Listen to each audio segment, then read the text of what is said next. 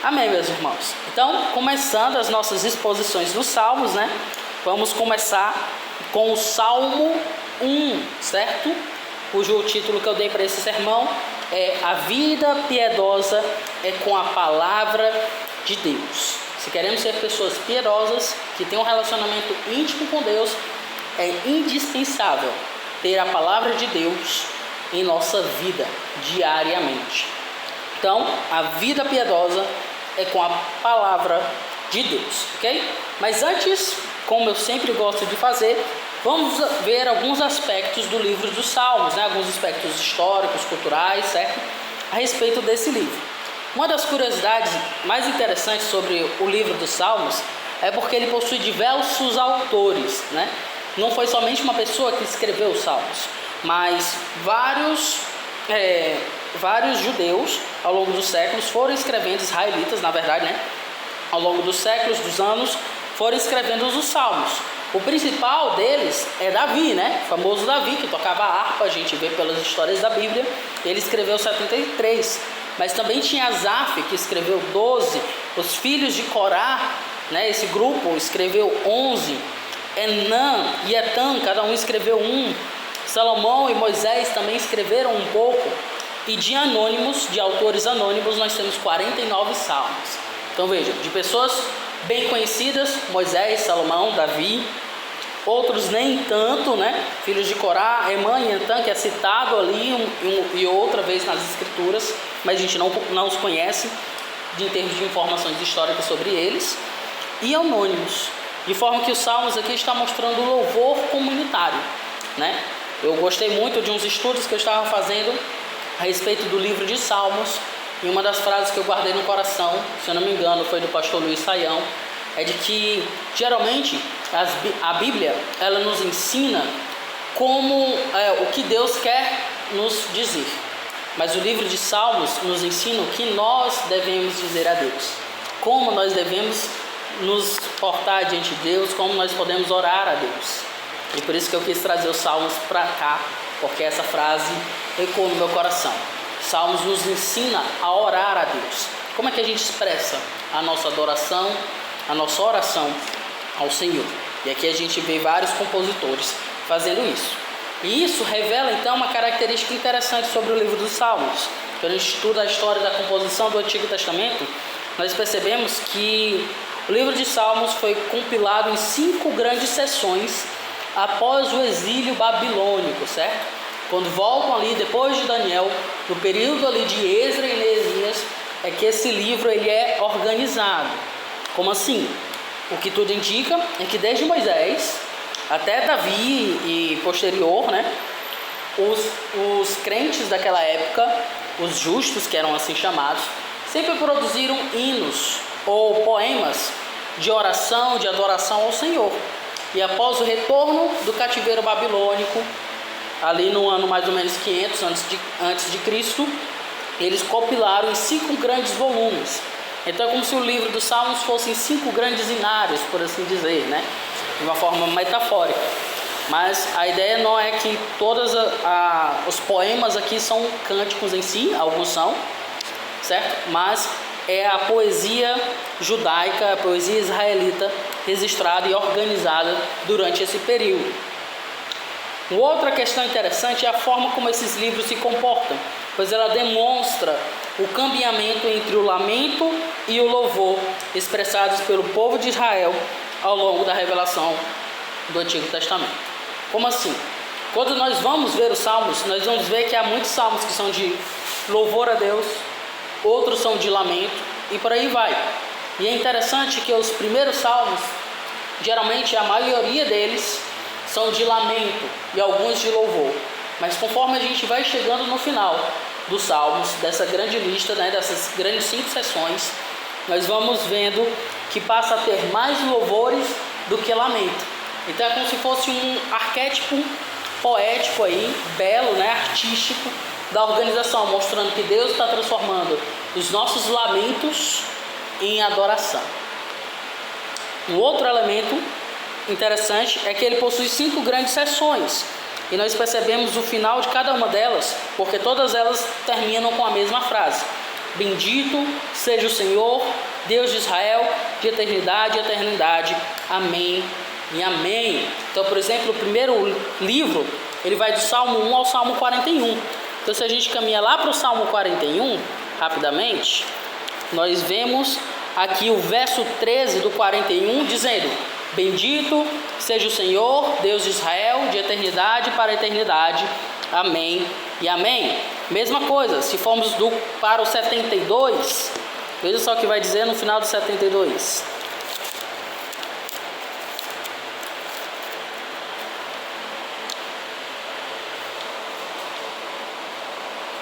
No verso 19, no caso, né?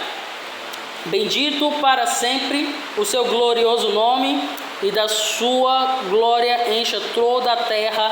Amém e amém.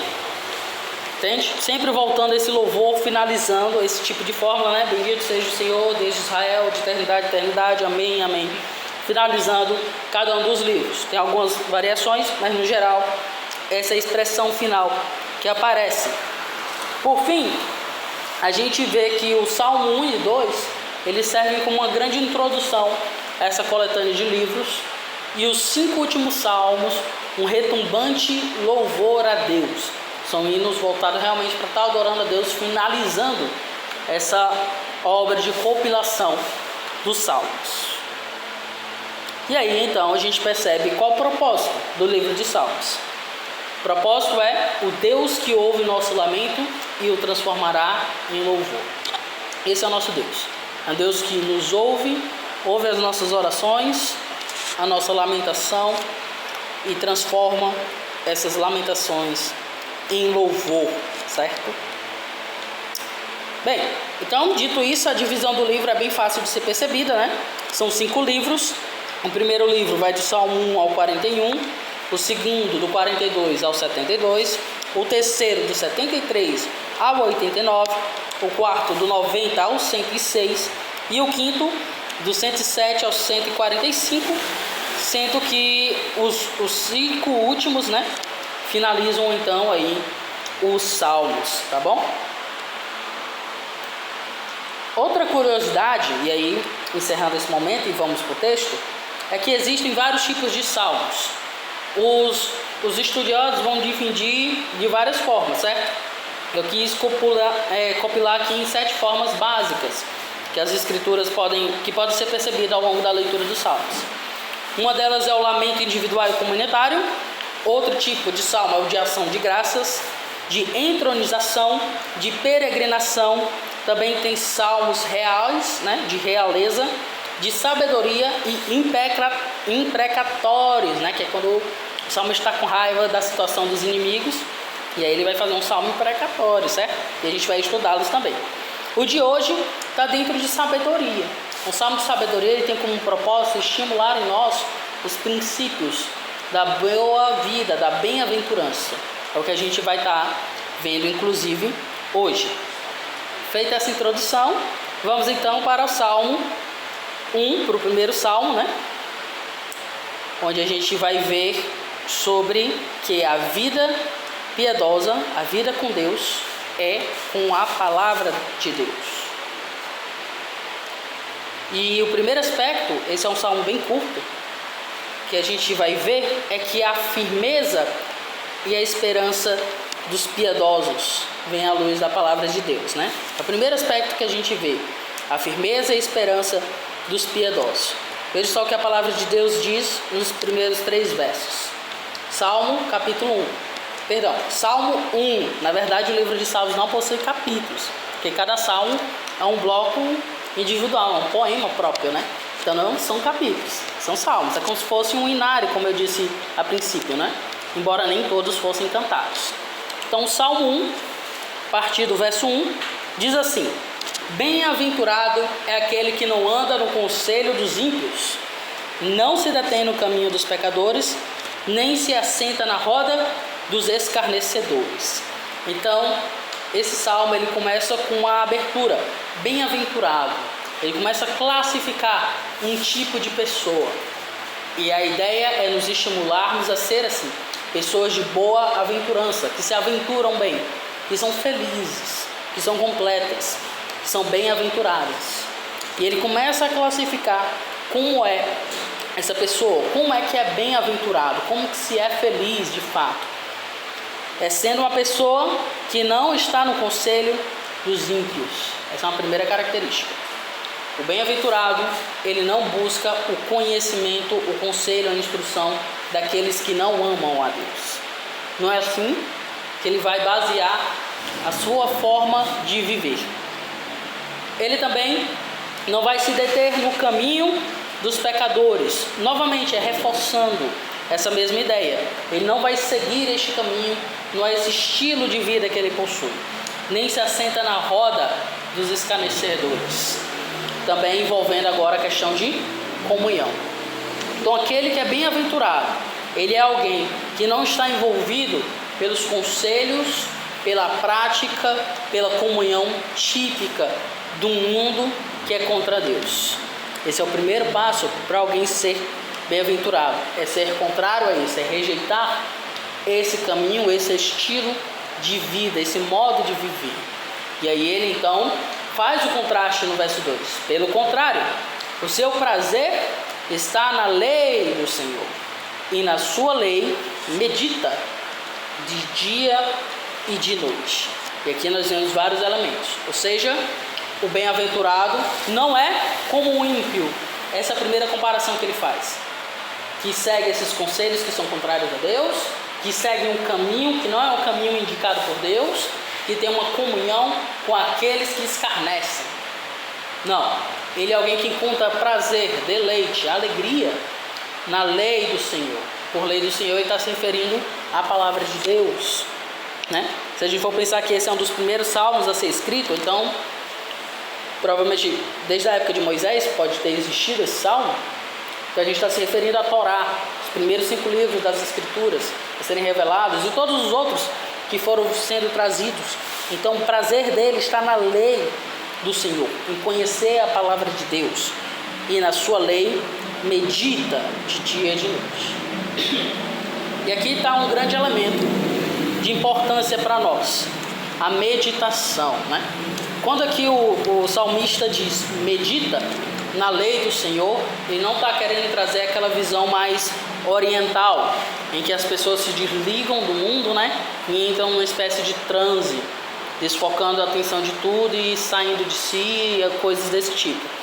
A meditação quer dizer a reflexão a respeito daquilo que a palavra de Deus instrui. E isso é algo que faz parte da vida diária dele, de dia e de noite. Então a ideia é que para que possamos ser pessoas bem-aventuradas, é importante que nós tenhamos contato com as Escrituras diariamente. Não simplesmente lendo como se fosse para bater um cartão, né? É muito bom fazer um plano anual de leitura das Escrituras, é maravilhoso, deve ser feito sim, caso alguém nunca tenha lido a Bíblia toda, pelo menos uma vez, né? Então deve ser feito isso, mas é importante meditar nela, não é simplesmente ler por ler, ouvir por ouvir, mas conhecê-la, entender por que ela está falando as coisas que ela fala. Essa é a ideia que esse versículo traz. E aí ele vai fazer então a comparação do que é o bem-aventurado em relação à sua prática de vida piedosa. No verso 3 ele declara: ele é como árvore plantada junto a uma corrente de águas, que no devido tempo dá o seu fruto, e cuja folhagem não murcha, e tudo que ele faz será bem sucedido. Veja só que promessa fortíssima, né? O que ele está querendo caracterizar aqui? Ele está caracterizando o justo, o bem-aventurado, como alguém que é firme, que é seguro, que é constante em seus princípios, em suas virtudes. A ideia é então de uma árvore que está num local maravilhoso, em um rio de água corrente. O melhor canto para se plantar é perto de um rio, né? Então é uma árvore que está ali e que com a paciência, com a perseverança, com a constância dele nesse rio, na beira desse rio, ele dá o fruto no tempo devido. A sua folhagem não vai sofrer, não vai murchar, essa árvore não vai morrer, e a sua obra vai ser bem sucedida. vai conseguir se multiplicar, vai conseguir gerar frutos. Aqui a gente tem que ter um cuidado para não cair numa teologia da prosperidade, né? Tudo que ele faz será bem sucedido. Sim, mas dentro da perspectiva de Deus, não dentro da perspectiva dos homens. Lembra? Ele não anda no caminho dos ímpios. Não é o conceito de prosperidade humana ante Deus que a gente vê nesse mundo, que é o da ostentação, né? Não, é um conceito de prosperidade que tem a ver com a vida piedosa diante de Deus. É essa prosperidade, é esse bom sucesso que ele vai obter. Eu gosto sempre de pensar aqueles que deram a vida no Evangelho. Eles tiveram um bom sucesso na vida cristã. Eles testemunharam da vida cristã com seu sangue, praticamente. E muitos se converteram mediante tal nível de testemunho, né? Então essa é uma característica de bom sucesso que o mundo não entende, mas que faz parte da vida que é bem-aventurada, ou seja, uma vida que foi bem vivida, certo? Quando a gente for caminhando em 1 Coríntios, a gente vai ver uma cena onde nós vamos nos encontrar com o Senhor e Ele há de julgar as nossas obras, né? E aí faz uma metáfora também. Se a gente construiu a nossa vida com ouro, com prata, com pedras preciosas, ou com feno, com palha, com barro. E essa é a ideia. Uma vida bem-aventurada é uma vida que foi construída com coisas preciosas e não com coisas perecíveis. Esse é o conceito, então, de prosperidade aqui, de bem-aventurança, de bom sucesso, presente no verso 3, certo? A ênfase é justamente essa. Ele compara com uma árvore que está no local adequado para que ela cresça, produza os bons frutos no tempo certo. Por isso aqui, o bem-aventurado ele deve ser paciente, né? E vai se manter naquele caminho, sua folhagem não vai murchar, e aí sim terá esse bom sucesso, será bem sucedido no que ele faz, que é a vida diante de Deus. Já o segundo ponto do sermão de hoje é a respeito dos ímpios, onde a gente vê a fluidez e o desespero dos ímpios. Ou seja, se no primeiro ponto foi descrito a firmeza, uma árvore, né? A firmeza, a constância e a esperança dos justos, aqui agora nós vamos ver a fluidez e o desespero dos ímpios. O ímpio sendo totalmente oposto do que é um justo. Veja só o que ele vai dizer no verso 4. Os ímpios não são assim. São, porém, como a palha que o vento dispersa. Por isso, não são assim. São, porém, como a palha que o vento dispersa. O justo, uma árvore. Os ímpios, palha, que é levado pelo vento. Então se pegava os grãos, por exemplo, grão de trigo, se levava para um eirado, se juntava aquele eirado, e aí se pegava com uma paneira gigante, jogava para cima, o vento batia, levava a palha embora e os grãos caíam. Essa é a ideia. Os ímpios são assim, inconstantes. Bateu um vento, foi para longe, se dispersou. Enquanto os justos são uma árvore fixa, num campo perfeito para frutificar, os ímpios são palha, desprezíveis que são levados pelo vento. Por isso, os ímpios, aí o verso 5, os ímpios não prevalecerão no juízo, nem os pecadores na congregação dos justos. E aqui veja que forte, né? Enquanto para o justo a esperança é o bom sucesso naquilo que ele faz, para os ímpios é o juízo, é perecer diante do juízo, diante de Deus, diante do julgamento do Senhor, diante da percepção dos justos, da congregação dos justos. Aqui a ideia é provavelmente se remetendo ali ao período dos juízes, onde tinham que se reunir para se tornar as decisões cabíveis a respeito das questões. E a ideia é que o ímpio ele não consegue prevalecer. Por quê? Porque ele é inconstante. Ele não está no caminho correto. Ele segue o caminho da destruição.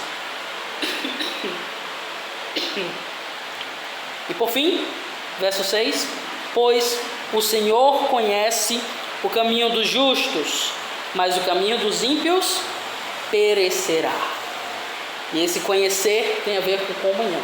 Ele conhece intimamente, está relacionado com a forma que o justo anda.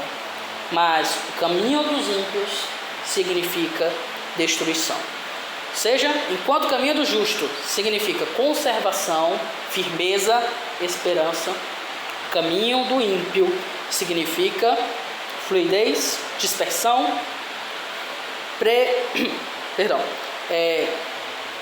não prevalecer, né? Perecer e desespero. Esse é o contraste que esse salmo de sabedoria, o primeiro salmo, como a gente vê, né? Que serve como salmo de introdução para toda essa poesia judaica que a gente vai estar observando, essa poesia israelita, melhor dizendo, que a gente vai estar observando. O caminho do justo e o caminho do ímpio. E a grande questão é, qual caminho nós vamos estar escolhendo viver diariamente? Lembre que aqui foi um salmo que era cantado pelo povo de Israel. E no povo de Israel haviam justos e ímpios. Né? Na igreja cristã, muitos podem se dizer crentes, principalmente aqui no Brasil, né? Muitos se declaram crentes. Mas quantos desses crentes são justos dentro do conceito bíblico, né? Ou são ímpios dentro do conceito bíblico? Esse cuidado que a gente tem que ter. Não ser cristão só de nome, mas bem-aventurados de vida. Amém. Deixa eu trazer algumas aplicações. Saber, sentir e fazer, certo? Primeiro, saber. A vida piedosa tem a ver com a relação diária com a vontade revelada de Deus e não mero nominalismo. Ou seja, nós diariamente devemos nos relacionar com Deus. É leitura da palavra mesmo, né? É oração, é comunhão com o Senhor, é viver os princípios da nossa fé diariamente. É isso que a vida piedosa é. Não é simplesmente se declarar cristão, se tornar membro de uma igreja, estar comparecendo vez ou outra em um culto, mas é realmente viver isso de forma prática em todas as esferas da vida. É isso que esse salmo está nos instruindo aqui. Sentir. Guarda teu coração das atrações do mundo, pois no fim elas o conduzirá à perdição. Aqui está bem claro que seguir o caminho dos ímpios, seguir o caminho dos escarnecedores, seguir esse estilo da vida é ir para a perdição. É caminhar para a destruição. E por isso temos que ter cuidado com o nosso coração, porque o mundo é especialista em marketing, né? Então a gente tem que ter cuidado para que aquelas coisas não nos enganem, nos atraiam de uma forma errada, de uma forma de viver, e na prática acabemos desonrando o nosso Deus. Por fim, a última aplicação, fazer. Ler e meditar na palavra de Deus é um ato de adoração a Deus, que deve fazer parte do dia a dia de todo cristão. Bem óbvio, né? Eu acho que esse salmo mostra bem isso. Olha, você deve ler a palavra de Deus todo dia. Mas não somente ler, mas meditar. E isso não é simplesmente um ato de bater ponto, mas é um ato de adoração. É um ato que deve gerar em nós prazer. E devemos buscar isso, deleite em conhecer a palavra do Senhor. Amém? Vamos orar. Logo após a gente pode estar se reunindo e fazendo as nossas orações. Senhor amado Deus, eu quero te agradecer por essa noite, por tua palavra que foi exposta aqui. Busquei trazer o máximo de detalhes porque eu consegui estudar e organizar meus irmãos. E eu te peço que teu Santo Espírito possa estar atuando em nós, para estar valorizando a tua palavra em nosso meio, para estar lendo-a diariamente, meditando nela e crescendo nos teus caminhos. Que possamos ser pacientes em perseverar no teu caminho, no caminho da graça, da liberdade cristã, a fim de dar esse fruto que o Senhor deseja que nós demos, a fim de ter esse bom sucesso que a tua palavra aqui nos Salmos nos estimula a ter esperança. Que assim possa ser a nossa vida, Pai, marcado por Ti, marcado por uma adoração a Ti real. Que não sejamos crentes apenas nominais, mas crentes que seguem um caminho justo e reto das Tuas veredas. Faz-nos ser como esse salmista nos instrui a ser, pessoas bem-aventuradas, para a glória do Teu santo nome. É o que pedimos. Em nome de Jesus, amém.